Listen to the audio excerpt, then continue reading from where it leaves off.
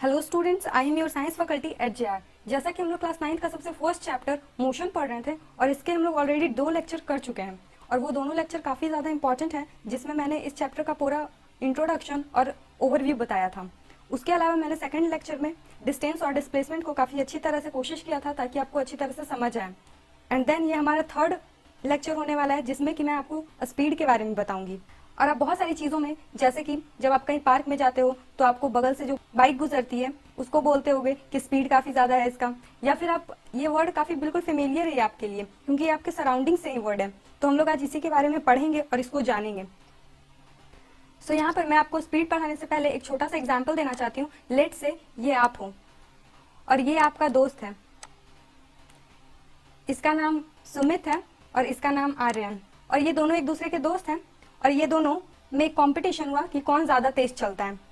तो सुमित 1 मिनट में 10 मीटर चलता है, वहीं आर्यन 1 मिनट में 15 मीटर चलता है। तो अगर मैं आपको एक ऑप्शन दूं कि आप जज करो ये दोनों में से तेज कौन चल रहा है, तो आप किसको चुनोगे? जाहिर सी बात है आप आर्यन को चुनोगे क्योंकि ये 1 मिनट में 15 मिनट चल रहा है, जबकि वही सुमित 1 मिनट में बस 10 मीटर ही चल रहा है।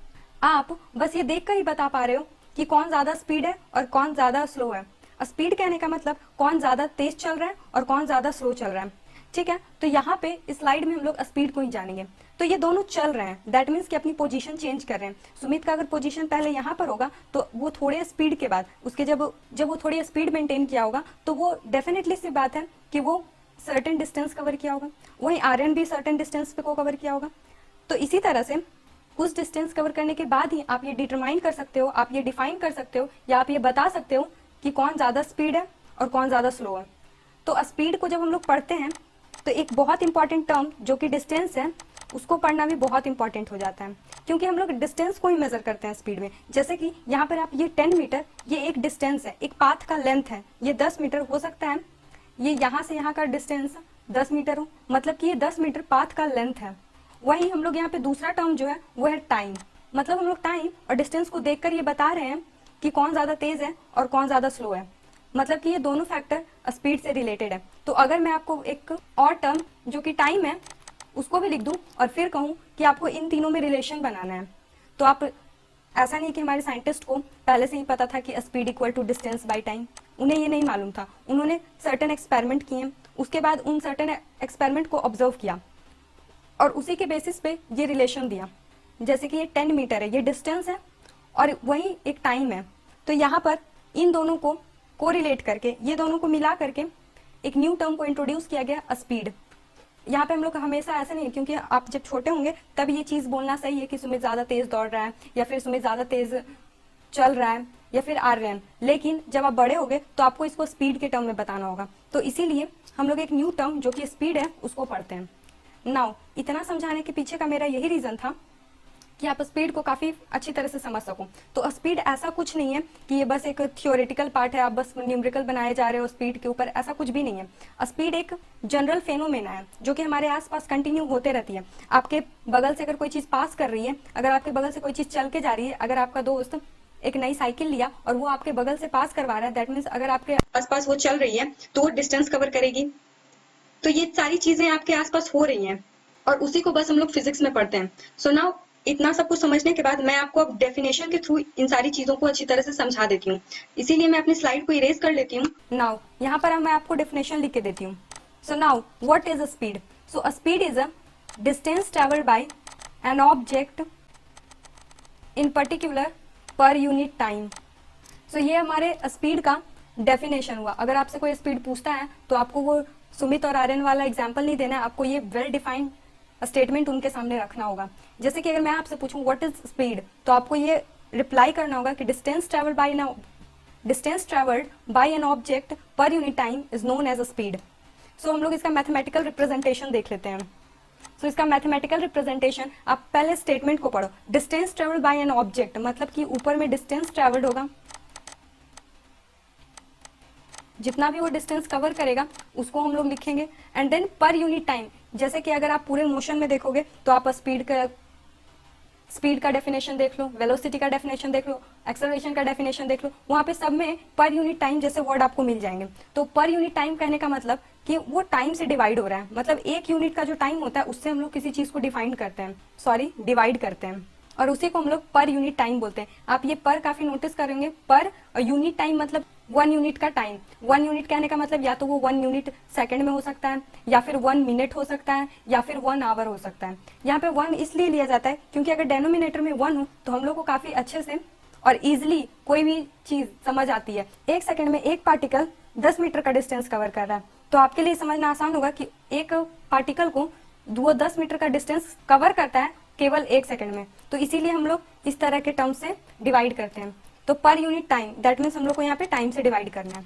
तो ये रहा हम लोग का स्पीड का फॉर्मूला भी।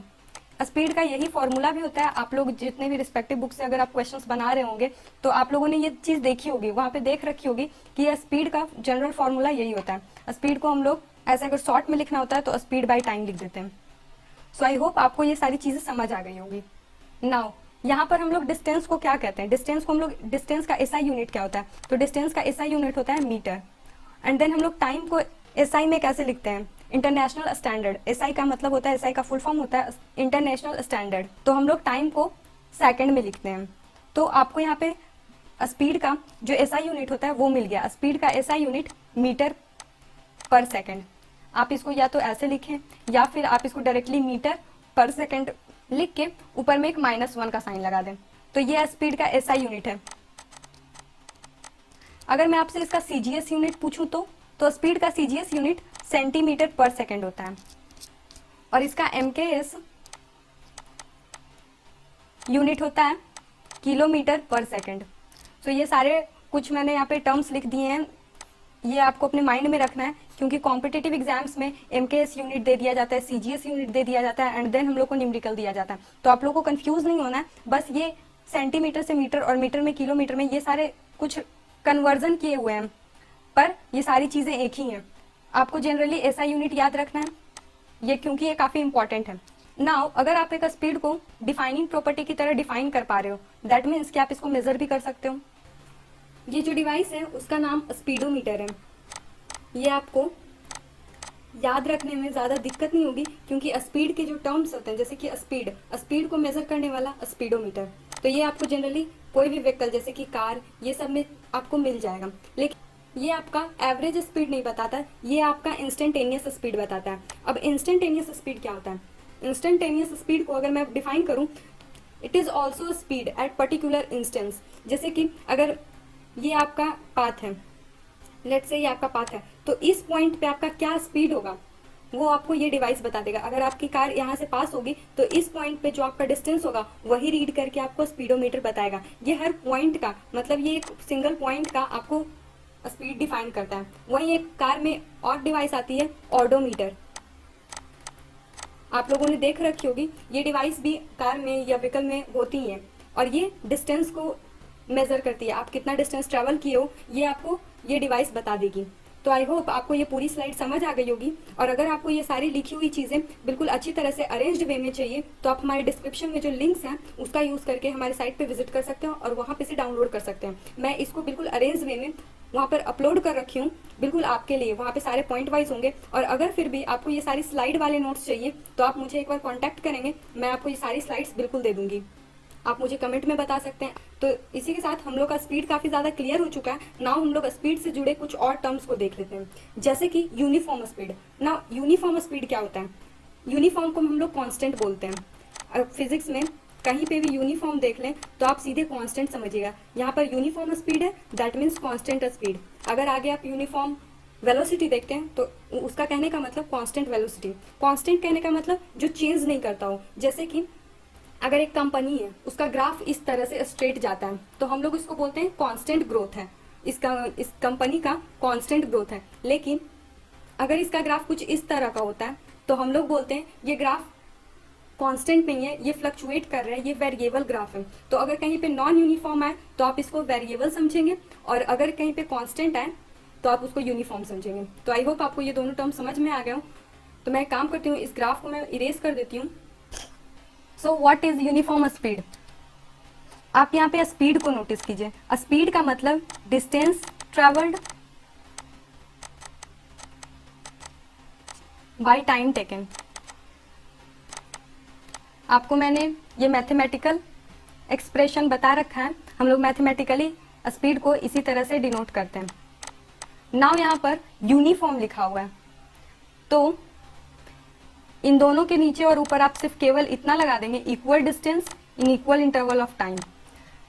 तो यहाँ पर आपको यूनिफॉर्म स्पीड का डेफिनेशन मिल जाएगा। नाउ अब मैं इसको आपको समझाने की कोशिश करती हूँ। यूनिफॉर्म स्पीड होता क्या है, जैसे कि अगर आप अपने घर से निकले, ये आपका एक घर है और ये आपका स्कूल है, और आप हर टाइम लाइक यहाँ से यहाँ जाने में आपको 15 मिनट लगे, तो आप पहले के मिनट में 2 मीटर पर मिनट के हिसाब से चल रहे थे, तो आप इस पॉइंट पे भी 2 मीटर पर मिनट के हिसाब से चलोगे, इस पॉइंट पे भी आप 2 मीटर पर मिनट के हिसाब से चलोगे, और इस पॉइंट पे भी। दैट मीन्स कि आप इस पाथ को कवर करने में जितने भी डिस्टेंस से होके गुजरोगे, उन सारे डिस्टेंस पे आप बिल्कुल अपने स्पीड को मेंटेन किए हुए रखोगे। अगर आपके घर से आपके स्कूल का डिस्टेंस 20 मीटर होगा, तो आप पहले के 2 मीटर में 1 सेकंड के हिसाब से चलोगे, तो आप अगले के 2 मीटर को भी 1 सेकंड में ही कवर कर लोगे। फिर अगला का 2 मीटर भी आपको कवर करने में सिर्फ 1 सेकंड का टाइम लगेगा। तो अगर आप इसी तरह से बिल्कुल यूनिफॉर्मली चलोगे, तो इस स्पीड को हम लोग यूनिफॉर्म स्पीड बोलते हैं। अगर मैं आपको यहाँ पर यूनिफॉर्म स्पीड का अगर दूसरा नाम बताना चाहूँ, तो यूनिफॉर्म मोशन, इसी को हम लोग यूनिफॉर्म मोशन भी बोलते हैं। नाउ मैं इसको आगे क्लियर कर देती हूँ आपके सामने कि यूनिफॉर्म मोशन हम लोग क्यों बोल रहे हैं। क्योंकि हम लोग इसमें अपने मोशन को कांस्टेंट बनाए हुए हैं। हम लोग जो चल रहे हैं, हम लोग जो मूवमेंट कर रहे हैं, हम लोग एक रेफरेंस पॉइंट से जो चेंज कर रहे हैं, जैसे कि ये हमारा रेफरेंस पॉइंट है और ये हमारा स्कूल, ये हमारा फाइनल पॉइंट है, लेकिन फिर भी हम लोग इस डिस्टेंस को कवर करने में एक यूनिफॉर्मिलिटी बनाए हुए हैं, तो इसी कारण हम लोग इसको यूनिफॉर्म मोशन भी बोलते हैं। सो एक बार मैं आपको डेफिनेशन बोल देती हूँ, what is uniform motion. So uniform motion is a motion in which we cover equal distance in equal interval of time. So आपको ये सारी चीजें क्लियर हो चुकी होंगी। आपको अगर यूनिफॉर्म स्पीड कोई बोले, कांस्टेंट स्पीड बोले या फिर यूनिफॉर्म मोशन बोले, तो आपको ये सारी चीजें समझ आ जाएगी। नाउ यहाँ पर एक और टर्म आता है नॉन यूनिफॉर्म। अब जो भी चीज नॉन यूनिफॉर्म है, जो कि बिल्कुल यूनिफॉर्म नहीं है, जैसे कि अगर आप पहले मिनट में, आप शुरू में आपका स्कूल जाने में लेट हो रहा होगा, तो आप शुरू के फर्स्ट सेकंड में आप काफी ज्यादा तेज चलोगे, फिर धीरे धीरे जैसे जैसे आप स्कूल के क्लोज पहुंच जाओगे, तो आप थोड़ा स्लो हो जाओगे। दैट मीन्स कि आप शुरू से जैसे चल रहे थे, लास्ट में वैसे नहीं चल रहे हो, जबकि आप सेम ही डिस्टेंस को कवर कर रहे हो। तो इसको हम लोग नॉन यूनिफॉर्म स्पीड बोलेंगे, या फिर इसी को हम लोग नॉन यूनिफॉर्म मोशन बोलेंगे, या फिर वेरिएबल स्पीड। वेरिएबल स्पीड अगर कहीं पे कांस्टेंट लिखा हुआ मिल जाए, तो आप इसको यूनिफॉर्म समझिएगा, और कहीं पर आपको वेरिएबल टर्म मिल जाए like variable speed, variable velocity, तो आप इसको नॉन यूनिफॉर्म समझिएगा, और vice versa. So now I can assure you कि आपको ये सारी चीजें क्लियर हो चुकी होंगी। मैं आपको फिर बोलती हूँ कि आप एक बार नोट्स को जरूर डाउनलोड कीजिएगा और नोट्स में लिखे हर पॉइंट को एक बार खुद से पढ़िएगा, क्योंकि वो सारे नोट्स के पॉइंट मैंने खुद लिखे हैं, तो मैं अपने अकॉर्डिंग उसमें आपको अच्छा से अच्छा देने की कोशिश की हूँ। तो एक बार आप जरूर उसको पढ़िएगा, और नहीं तो फिर ये स्लाइड्स भी आपके लिए काफी हैं। नाउ यहाँ पर वेलोसिटी, ये सारे टर्म्स काफी छोटे छोटे हैं और आपको काफी कम टाइम में ये सारे टर्म्स समझ में आने लगेंगे। जैसे जैसे आप न्यूमेरिकल बनाओगे, वैसे वैसे आपके कॉन्सेप्ट भी क्लियर होते जाएंगे। नाउ स्पीड और वेलोसिटी में बस डायरेक्शन का अंतर था, तो यहाँ पर भी कुछ ज्यादा खास अंतर नहीं है। जैसे कि डिस्टेंस में अगर मैं डायरेक्शन जोड़ दूं, तो वो डिस्प्लेसमेंट बन जाता है। तो उसी तरह से हम लोग स्पीड में अगर डायरेक्शन जोड़ देंगे, तो वो वेलोसिटी बन जाएगा। तो ये पॉइंट के बाद आपके लिए काफी ज्यादा आसान हो जाएगा वेलोसिटी को डिफाइन करना। जैसे कि आप फर्स्ट स्लाइड को पढ़ चुके हो, अच्छी तरह से समझ चुके हो, तो नाउ आप लोग वेलोसिटी को खुद से भी डिफाइन कर सकते हो। वेलोसिटी भी वही चीज है जो कि स्पीड है। जैसे कि अगर आपका दोस्त, ये आपका दोस्त है और ये आपका दूसरा दोस्त है, ये आपका दोस्त ऋतिक है और ये आपका दोस्त राहुल है। तो ये ऋतिक और राहुल दोनों एक डिस्टेंस को कवर करने वाले हैं, या फिर ये कहूं कि ये एक डिस्प्लेसमेंट को कवर करने वाले हैं। ऋतिक ने कहा कि मैं 5 किलोमीटर नॉर्थ में जाऊंगा, राहुल ने बोला कि मैं 10 किलोमीटर साउथ में जाऊंगा और ऋतिक को 5 किलोमीटर का डिस्टेंस कवर करने में 5 घंटे का समय लगा। वहीं राहुल को 10 किलोमीटर का डिस्टेंस कवर करने में 5 आवर का टाइम लगा। तो नाउ यहाँ पर आपको स्पीड कैलकुलेट करनी पड़ेगी, या फिर ये कहूँ कि मैं वेलोसिटी कैलकुलेट करनी पड़ेगी। मैं स्पीड इसलिए नहीं यूज कर रही हूँ क्योंकि यहाँ पर आप देख सकते हैं कि डायरेक्शन मेंशन है। तो अगर डायरेक्शन मेंशन है तो फिर हम लोग इसको एक नए टर्म से इंट्रोड्यूस करवाते हैं जो कि वेलोसिटी है। वेलोसिटी भी बिल्कुल स्पीड के जैसी है। अगर मैं यहाँ पे पूछूं, मैं आपको यहाँ पर अगर कुछ भी समझ नहीं आया तो आप सिंपली यहाँ पे स्पीड का कॉन्सेप्ट लगा दोगे, speed equal to distance by time. तो आपको पता है डिस्टेंस कितना है, 5 किलोमीटर, टाइम कितना लगा, 5 घंटा। तो आप 5 से 5 कैंसिल कर दोगे तो यहाँ पर 5 को कैंसिल कर देगा और आपको 1 किलोमीटर पर आवर का स्पीड मिल जाएगा। वहीं दूसरी ओर अगर यहाँ पर आप स्पीड का कॉन्सेप्ट लगाकर राहुल के स्पीड का फाइंड आउट करोगे कि वो कितना स्पीड से चल रहा है, तो यहाँ पर देखिए ये 10 किलोमीटर है। मैं वैल्यू वैसे वैसे ही पुट कर रही हूँ जैसे जैसे स्लाइड में लिखी हुई है, और यहाँ पर इसको 5 आवर का टाइम लगा। तो यहाँ पर मैं अगर कैंसिल आउट करती हूँ, ये यूनिट लिखना काफी ज्यादा इंपॉर्टेंट है, मैं लिख देती हूँ। अक्सर स्टूडेंट्स इसको छोड़ देते हैं, मैं खुद भी अभी छोड़ दी थी, उसके लिए मैं आपको सॉरी बोलती हूँ। लेकिन आप हमेशा यूनिट्स को लिखिएगा जरूर, क्योंकि ये छोटे छोटे मिस्टेक्स भी आपको काफी ज्यादा कंफ्यूजन क्रिएट कर सकती हैं, तो आप इसका ध्यान रखिएगा। तो यहाँ पर राहुल को 2 किलोमीटर 1 घंटे में कवर करना पड़ा। तो आप अब इसी चीज को देखकर बताइए कि कौन ज्यादा स्पीड चला, राहुल या ऋतिक। तो जाहिर सी बात है ऋतिक थोड़ा आलसी था कि वो दोनों को सेम ही टाइम दिया गया था, लेकिन फिर भी राहुल दुगनी डिस्टेंस को कवर कर लिया, वहीं ऋतिक 5 किलोमीटर डिस्टेंस कवर कर पाया। सो आई होप आपको ये कॉन्सेप्ट भी समझ आ गया होगा। मैं एक बार डेफिनेशन के थ्रू आपको समझा देती हूँ और उसके लिए मैं स्लाइड को हटा देती हूँ, स्लाइड में जितने भी चीजें उसको इरेज कर देती हूँ। So now what is velocity? Displacement covered by an object per unit time। मैं इसका मैथमेटिकल रिप्रेजेंटेशन भी लिख देती हूँ, velocity equal to displacement by time. So displacement का ऐसा यूनिट क्या होता है, वो भी मीटर ही होता है जैसा कि डिस्टेंस का होता है, और टाइम का ऐसा यूनिट सेकंड होता है। तो बिल्कुल सेम जैसा कि स्पीड का ऐसा यूनिट था मीटर पर सेकंड, वैसे ही वेलोसिटी का भी ऐसा यूनिट मीटर पर सेकंड हो जाएगा। जब मीटर पर सेकंड उसका ऐसा यूनिट है तो उसी तरह से जो उसका सीजीएस यूनिट, एमकेएस यूनिट, ये सारे सेम आने वाले हैं, किलोमीटर पर आवर, सेंटीमीटर पर सेकंड। तो आई होप आपको ये सारी चीजें समझ आ गई होंगी। नाउ इसके बाद एक बहुत इंपॉर्टेंट टॉपिक पढ़ा जाता है, या फिर ये कहूँ कि स्कूल के एग्जाम में पढ़ाया भी जाता है। स्कूल के एग्जाम में ये सारे टॉपिक्स आते हैं और वो टॉपिक है difference between speed and velocity. तो आप पहले ही अगर आपको पेपर में लिखना आ जाए तो आप एक साइड लाइन बना लीजिएगा बीच में, और एक साइड लिख दीजिएगा स्पीड और दूसरे साइड वेलोसिटी, और उसके बाद पॉइंट वाइज आप दोनों का डिफरेंस लिखते जाइएगा। अगर आप इस तरह के मेथड से लिखते हो तो आपका जो भी नंबर है वो फुल मिलेगा। एग्जामिनर आपके कॉपी को चेक करके समझ जाएगा कि स्टूडेंट को नॉलेज है। तो आप शॉर्ट में लिखने की कोशिश कीजिए और काफी क्लियर लिखिए। नाउ यहाँ पे आप पॉइंट देते जाइए। सो पहला पॉइंट क्या है, आप पहले तो सबका डेफिनेशन लिख दीजिए, जैसे कि स्पीड। तो व्हाट इज स्पीड, आप स्पीड क्या पढ़ चुके हैं? तो distance travelled by an object per unit time, यही तो आप पढ़ रखे हो। वहीं आप वेलोसिटी को क्या पढ़ रखे हो? तो यहाँ पर मैं आप बता रखी हूँ कि डिस्प्लेसमेंट ट्रैवल, एक काम करती हूँ मैं यहाँ पर ये साइन लगाकर आप समझ जाइएगा कि मैं वही चीज लिख रही हूँ। So displacement travel by an object per unit time. So velocity का ये हुआ। नाउ स्पीड क्या है? जैसे कि आपको पता है स्पीड क्वांटिटी को हम लोग डिस्टेंस और टाइम को इक्वेट करवा के लाते हैं। तो आपको भी पता है ना तो डिस्टेंस वेक्टर क्वांटिटी है और ना ही टाइम, तो इसी चलते स्पीड भी हमारा स्केलर क्वांटिटी है। Speed is a scalar quantity. वही